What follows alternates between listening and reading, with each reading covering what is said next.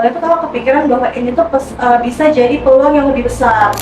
Jadi gimana kalau kita tuh nggak hanya ngejual produk, tapi tuh kita bisa membuat wadah untuk membantu teman-teman organisasi mahasiswa itu untuk tumbuh bersama.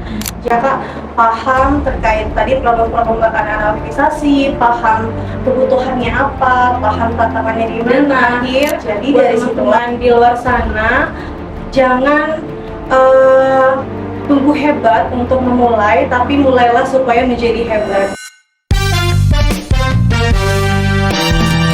Halo teman-teman semua. Selamat datang di Hai Talk. Tempat kita ngobrol santai tapi penuh makna. Perkenalkan, nama saya Doni. Dan saya Jenny yang akan menemani teman-teman pada episode kita kali ini. Nah, pada episode kali ini kita akan menelusuri nih gimana perjalanan seseorang pengusaha yang membangun bisnis konveksi dan percetakan dengan fokus melayani kebutuhan organisasi mahasiswa. Mulai dari awal merintis, mengelola kepercayaan klien, hingga membangun sistem produksi yang mampu menangani orderan massal dari berbagai kampus. Nah, kira-kira siapa nih Kak tamu spesial kita pada hari ini? Siapa ya Bang kira-kira tamu spesial kita pada hari ini? Mungkin langsung saja kita sambut tamu kita pada hari ini, yaitu Kak Ramawati SSI selaku CEO dari Boskaus Pontianak. Halo teman-teman semuanya, halo Jenny dan Doni. Nah, gimana nih Kak kabarnya hari ini ya?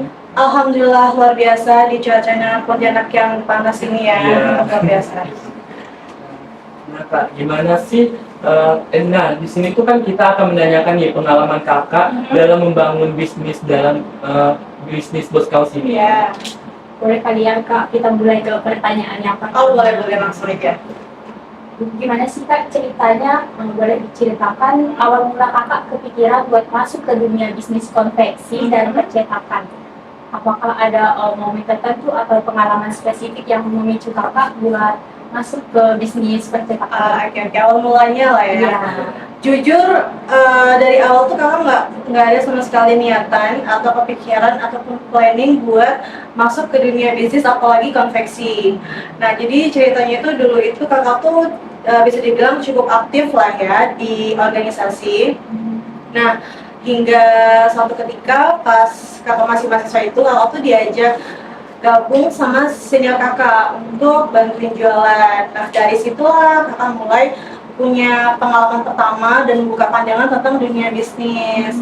Nah tapi lama-kelamaan karena kakak aktif di organisasi juga kan, akhirnya kakak tuh dipercayain naik menjadi ketua umum di saat itu. Nah karena tanggung jawab yang lumayan besar saat itu kan, akhirnya kakak keluar dari bisnis bersama senior itu. Nah dari situlah kakak tuh ibaratnya tuh paham lah dengan kebutuhan dan tantangan anak organisasi. Kayak misalnya nih kurangnya dana untuk cari kegiatan untuk cari proposal kegiatan, minimnya relasi kayak gitu lah ya. Nah dari situ kakak paham permasalahan mereka, terus paham kebutuhan mereka, hingga akhirnya kakak dipertemukan sama seseorang yang hari ini tuh jadi mentor kakak. Nah jadi waktu itu kakak diajak kerja sama dengan beliau untuk gabung di vendor yang udah dia punya. Nah awalnya tuh kakak kepikiran bahwa ini tuh bisa jadi peluang yang lebih besar. Jadi gimana kalau kita tuh nggak hanya ngejual produk, tapi tuh kita bisa membuat wadah untuk membantu teman-teman organisasi mahasiswa itu untuk tumbuh bersama. Jadi lahirlah Boskaus ini. Jadi kita tuh nggak hanya jualan, tapi tuh bisa menjadi wadah buat teman-teman organisasi ini berkarya bersama Boskaus gitu. Jadi awalnya tuh kakak nggak ada kepikiran buat terjun ke bisnis, tapi perlahan lah dengan waktu itu sendiri. Nah dari yang dilihat kan Boskaus ini sudah banyak nih kerjasama dengan organisasi mahasiswa di Pontianak nih Kak. Kenapa sih Boskaus ini justru memilih organisasi mahasiswa sebagai target utamanya, bukan segmen lain seperti korporat atau UMKM? BTW ini Pak, para si Boskaus bukan? Iya. Dan jadi alasannya simpel sih, karena kakak lahir dari situ. Jadi kakak dari anak-anak organisasi, jadi kakak paham terkait tadi problem-problem anak-anak organisasi, paham kebutuhannya apa, paham tantangannya di mana. Jadi dari situlah kita tuh target pasarnya anak-anak organisasi. Kemudian dari Boskaus ini juga punya program tadi yang program partnership untuk membantu teman-teman mahasiswa belajar bisnis. Terus ada juga namanya itu program gathering. Itu tuh untuk kumpulin teman-teman organisasi buat bertukar ide, bertukar pandangan, sharing-sharing lah ya. Terus terakhir itu ada event namanya awarding partnership. Nah itu adalah wadah untuk mengapresiasi teman-teman mahasiswa sebagai partner bersama Boskaus selama satu periode. Nah jadi bukannya bukannya menolak untuk memilih UMKM ataupun korporat, tapi karena kakak itu tuh udah paham gitu dengan kebutuhan anak-anak mahasiswa seperti itu. Sesuai dari pengalaman. Iya betul banget.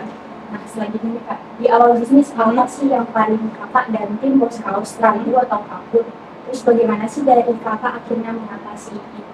Yang buat takut ya, karena kita itu mulai bisnisnya ini pas jadi mahasiswa, jujur yang kita takutkan adalah ketika kita itu takut tidak bisa memuaskan pelanggan, karena kan waktu itu kita pengalamannya masih minim, belum banyak belajar, kayak masih belum tahu banyak hal lah ya tentang dunia konveksi ini.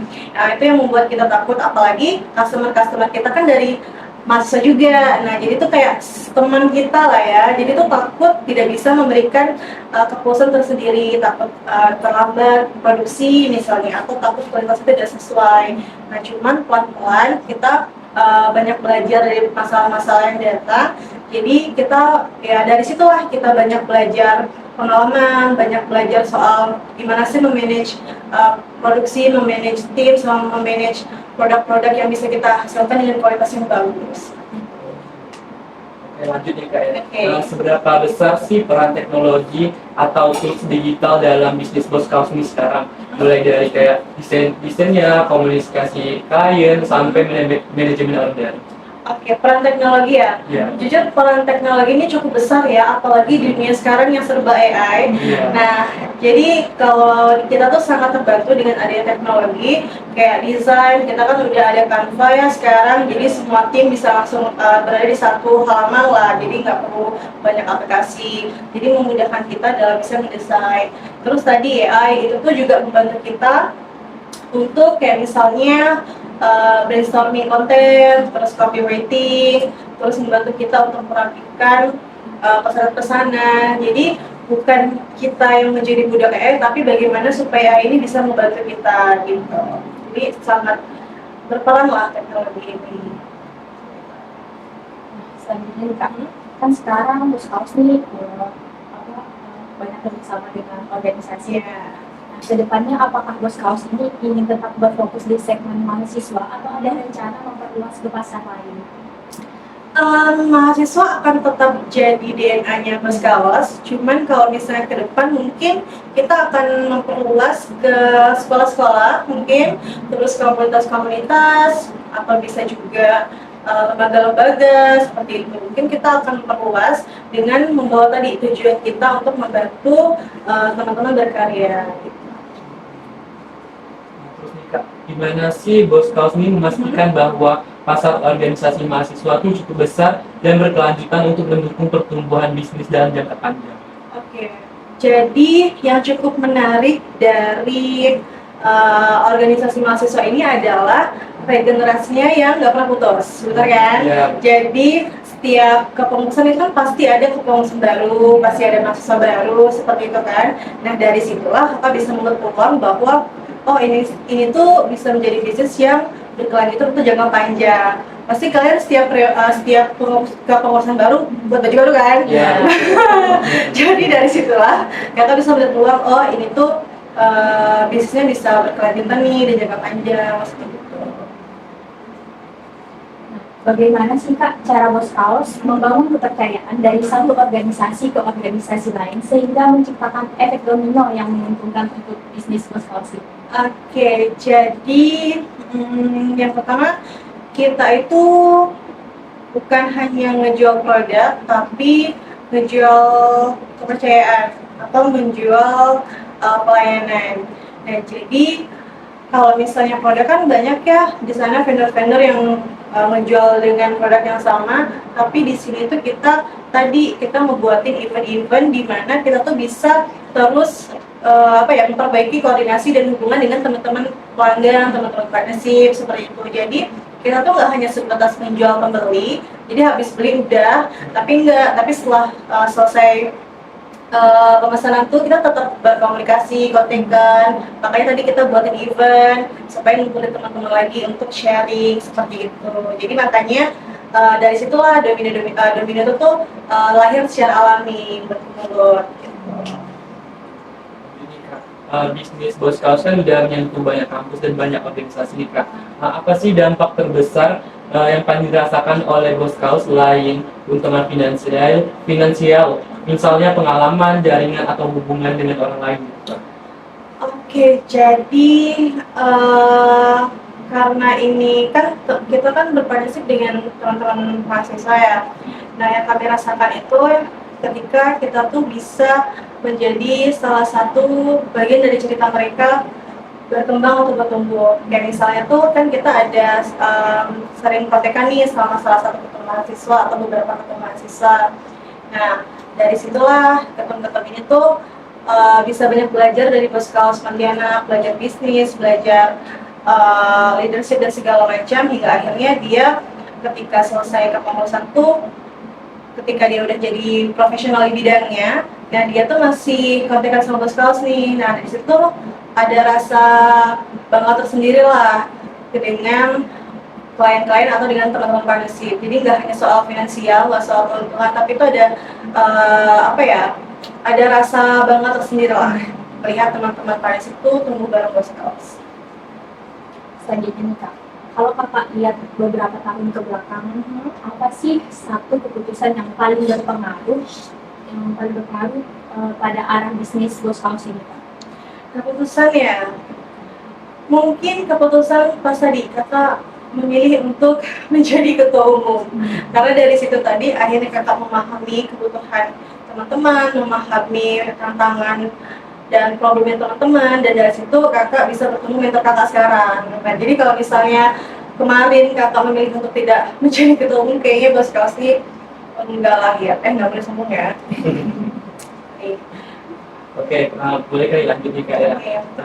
Jika mahasiswa nih menonton podcast kali ini nih Kak, gimana sih pesan-pesan agar mahasiswa tuh bisa memulai bisnis konveksi dan percetakan ini? Apa 3 hal utama yang harus mahasiswa lakukan? Oke, 3 hal ya. Lebih nggak? Boleh sih, boleh. 3 hal ya. Pertama, teman-teman mulai aja dulu. Jangan gerasa gerusu, jangan pengen instan, aku pengen langsung punya kantor nih, punya produksi sendiri besar-besaran, jangan. Karena kita juga mulainya dari garasi. Apple, Microsoft kan dulu mulai dari garasi juga kan, sekarang akhirnya jadi perusahaan besar. Jadi yang pertama mulai aja dulu, pelan-pelan, coba pahami kebutuhan target kamu. Jangan asal jualan, karena kalau misalnya kita jual ke orang yang nggak tepat tuh percuma gitu. Jadi coba pahami kebutuhan yang ingin yang target pasar itu apa. Terus yang kedua itu coba cari mentor. Kadang jujur kita tuh kalau misalnya berjalan sendirian tuh kadang kalau misalnya gagal tuh langsung menyerah gitu kan, kayak nggak pengen coba lagi. Nah, perlunya mentor di sini adalah untuk ngebangun semangat kita, terus ngasih nasihat-nasihat ke kita seperti itu. Terus yang terakhir itu coba cari relasi sebanyak mungkin, karena dari relasi-relasi ini tuh bisa menjadi senjata paling kuat lah supaya bisnis kita itu lebih cepat berkembang. Dan terakhir buat teman-teman di luar sana, jangan tunggu hebat untuk memulai, tapi mulailah supaya menjadi hebat. Karena banyak anak-anak muda di luar sana yang sebenarnya tuh punya potensi yang cukup besar, cuma tuh mereka tuh menunggu momen yang pas gitu, nunggu momen yang sempurna untuk memulai, hingga akhirnya mereka nggak pernah mulai dan ya mereka stuck di situ aja. Iya, jangan mencoba ya Kak. Iya, betul banget. Nah, mungkin ini yang terakhir lah. Aku perlu tambahkan, boleh kali Kak berikan satu kalimat motivasi dari Kakak untuk mahasiswa, untuk teman-teman Himepa dan teman High Talk pada hari ini. Motivasi ya. Iya. Mungkin kakak akan ulangi kalimat yang tadi ya buat teman-teman semuanya, anak-anak muda di luar sana, teman-teman mahasiswa. Apa tadi ya? Saya lupa. Salah. Jangan tunggu hebat untuk memulai, tapi mulailah, sabar ulang ya. Jangan tunggu hebat untuk memulai, tapi mulailah supaya jadi lebih hebat. Ya. Mungkin sekian nih Kak pertanyaan dari kami. Terima kasih Kak atas cerita yang sangat inspiratif. Semoga apa yang Kakak bagikan hari ini bisa membuka wawasan nih dan memberi semangat baru buat teman-teman semua yang sedang membangun perjalanan bisnis dan mimpinya dalam berbisnis. Nah, baik teman-teman, itu dia episode High Talk kita hari ini. Terima kasih sudah mendengarkan sampai akhir. Saya Doni. Saya Jenny, pamit undur diri. Sampai jumpa di akhir episode High Talk selanjutnya. Dah.